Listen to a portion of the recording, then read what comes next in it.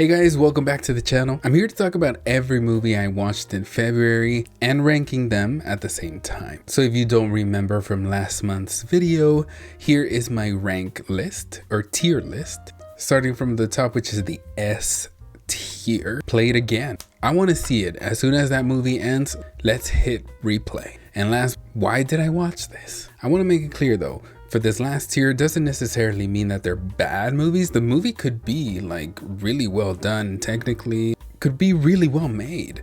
But there's a reason I just know that I'm never gonna watch it again. Doesn't necessarily mean it's bad, I just know it. Argylle, a reclusive author who writes espionage novels about a secret agent and a global spy syndicate, realizes the plot of the new book she's writing starts to mirror real-world events in real time. I did a review video on this movie and I actually enjoyed it.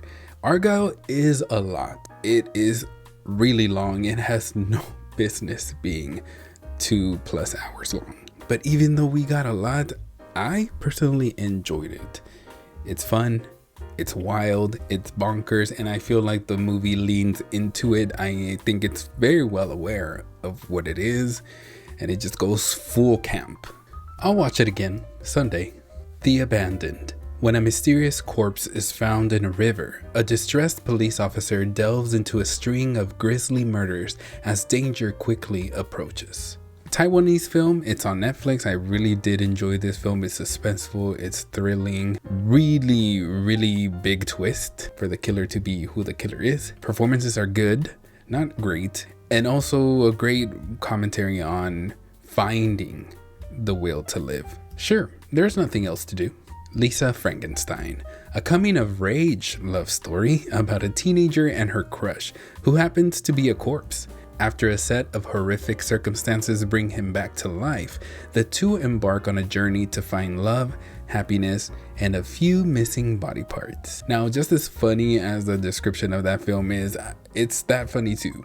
It's weird, it's odd, and we need these movies. I love these types of movies. Written by Diablo Cody, who is also the writer of Jennifer's Body. I did a movie review for this, by the way, so you get a full review over there if you want to. It is so good. The performances in this, funny. The 80s vibe, the soundtrack is so good. The colors in this, I love them so much. I want more weird movies. Play it again. Out of Darkness. In the old Stone Age, a disparate gang of early humans band together in search of a new land.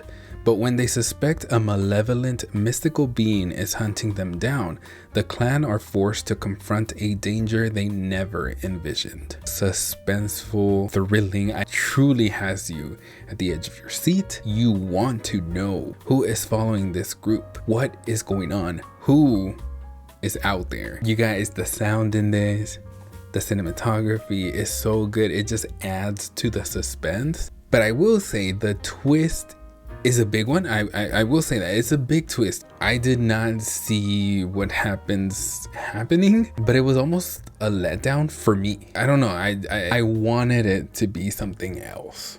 I'll just leave it at that. Fine, but I'm on my phone. How to Have Sex. 3 British teenage girls go on a rites of passage holiday, drinking, clubbing, and hooking up, in what should be the best summer of their lives. Now this film, it's pretty powerful, I would say. I think it's a really good, somewhat coming of age film. It just happens in the summer, so it's not like a lot of time passes, but the main character does learn about sex and wanting to have it in a very uncomfortable way, in a way that she did not expect it.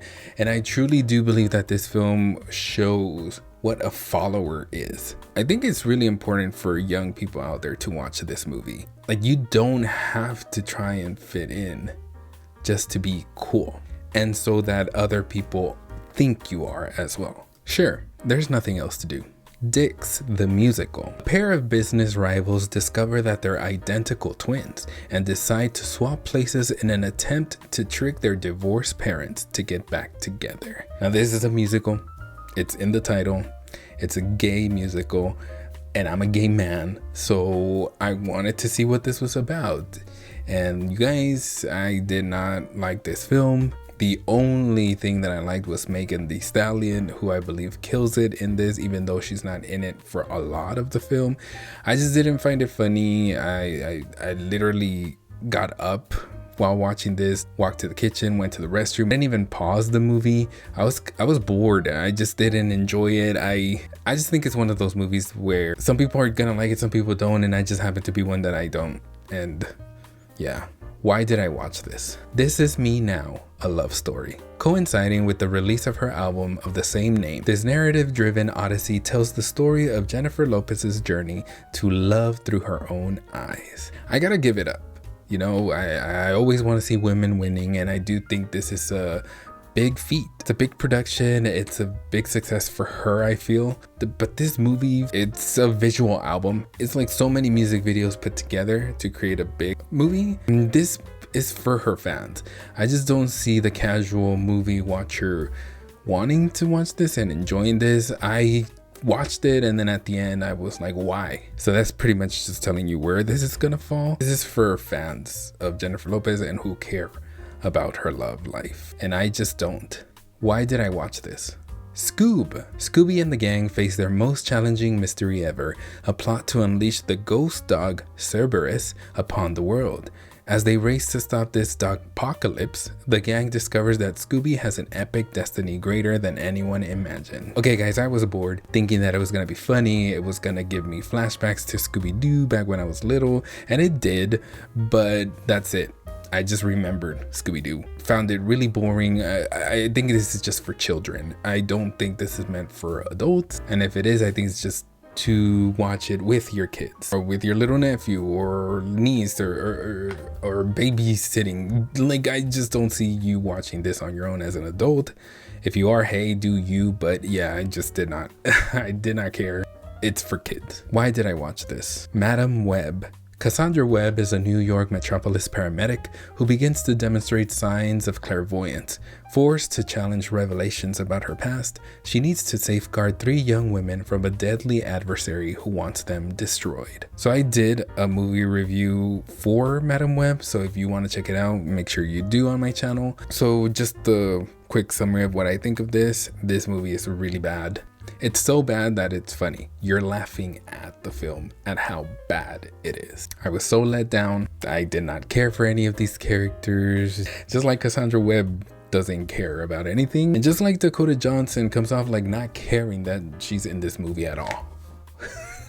It's just a no for me. Why did I watch this? Dolores Clayborn. A big city reporter travels to a small town where her mother has been arrested for the murder of an elderly woman for whom she worked as a housekeeper. This one's a really powerful and dark, very sad story. Kathy Bates is amazing, truly amazing in this film. You can feel the tension between mother and daughter.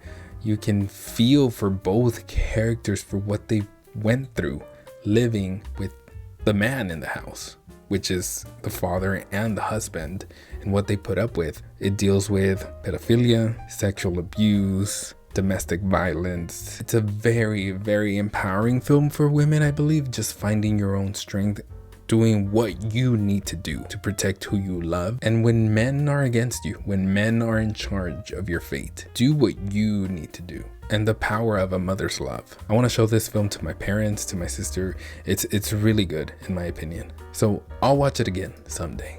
Green Room. A punk rock band is forced to fight for survival after witnessing a murder at a neo-Nazi skinhead bar. Ooh, the claustrophobia in this film is captured so well. When you have nowhere to go because people locked you in, they're not letting you out.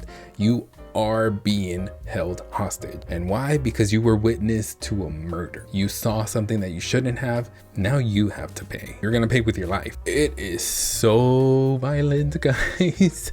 Woof, like, it is not for the faint of heart. If you do not like bloody movies, this is not the one for you.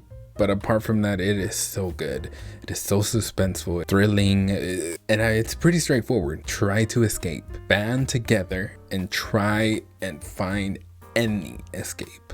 There's a lot of death in this film, a lot of kills, but it's good, guys.